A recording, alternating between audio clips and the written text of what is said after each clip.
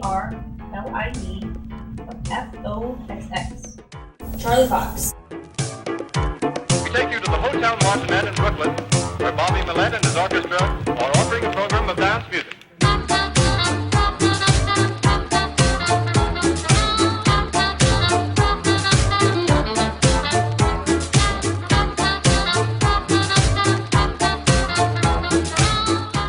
I had only been in Portland for about a year and a half, almost 2 years maybe. Okay. And I definitely think that like getting into stripping kind of like opened up my eyes to like the rest of the world.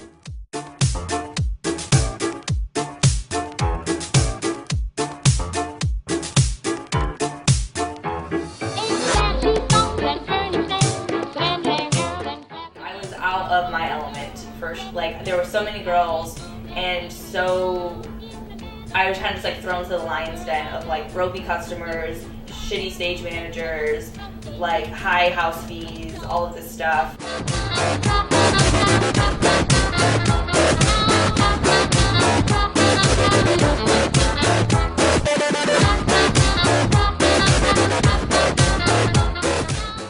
I competed last year and I should have won. I should have won. But Brody won and I love her and it was awesome. And I was in 4th place, so there was kind of this like bittersweet, like super excited for my friend. Felt like I did a really good job, but just barely made the cut. So I came back this year with like a vengeance, like this is my title. And I saw the like lineup of girls who were competing, and I got really nervous because I know a lot of those girls had previous like kind of less experience, and were also well known around the city, and I could see it being like a popularity contest in some ways. Mm-hmm. But I got to Lucky Devil, and people who I had never met came up to me like, "You're Charlie Foxx. Apparently, you're the one to beat." And I was like, "Okay, I've got this. Like, this is mine." And I did my set, and it was like all a blur. And then they called me up for like the top 3, or there was 4 of us. They called me up for the top 4, and then I did my second performance, and then we all came on stage, and they announced the tie for 3rd place. And I remember giving the girl who won 2nd place a hug, because I was like, oh yeah, like we did this, it's really one of us. And then they announced her as 2nd place, and then it took a second for like she like walked away to like grab her prize, and then it like clicked that I had won, and I started screaming and like crying, and it was just like this big achievement. Like I did this, and not only did I just like I'm being recognized for something that like I put in the effort to, and I did it without having to like convince anybody of anything. Like I just went up there and like did what I always do, just perform. And people liked the way I performed, they liked the energy I had, they liked the way I looked, and I didn't have to like do anything other than go up there and be myself. Yeah, that's right.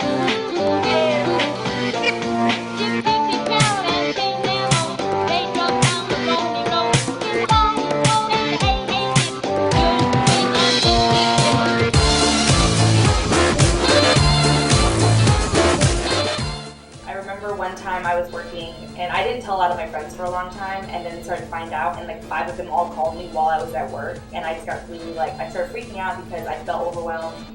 And I went to the DJ, and he wasn't in his booth. We had whiteboard, and so I wrote "Play My Prerogative" by Bobby Brown for Charlie.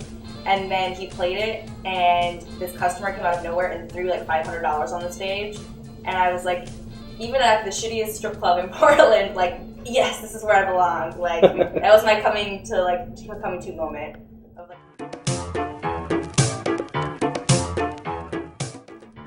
They like to gossip, and they like to pretend to care just so they can find out, the stories so they can tell everybody else. And I wasn't trying to keep a secret from anybody. It was more it was my business, and at that time I didn't feel like I needed to tell anybody. It's a stripping, and I didn't want to be judged for my job because I knew what people would think of me if they found out that I was stripping. Now I don't really care. Now I tell everybody.